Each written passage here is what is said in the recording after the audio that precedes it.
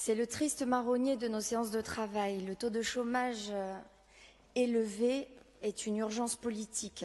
Le dispositif Territoire zéro chômage est peut-être une solution par son particularisme puisqu'il inverse les pratiques habituelles du recrutement. On ne parle plus d'offres d'emploi des entreprises, mais d'offres de compétences du salarié. En effet, le salarié construit sa fiche de poste conformément à ses compétences et à ses disponibilités.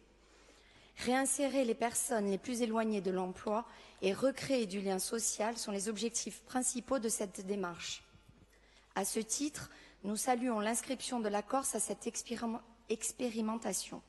Nous ne sommes pas sans savoir que la Corse est tristement reconnue comme l'un des territoires les plus pauvres de France et que cette expérimentation doit être un moyen pour notre région de sortir de cette tendance sociale difficile.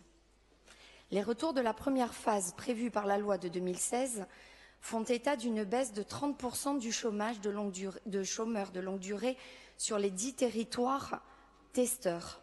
C'est de très bon augure pour la suite du dispositif, d'autant que le président Macron souhaite l'inscrire dans le cadre de son plan de lutte contre la pauvreté.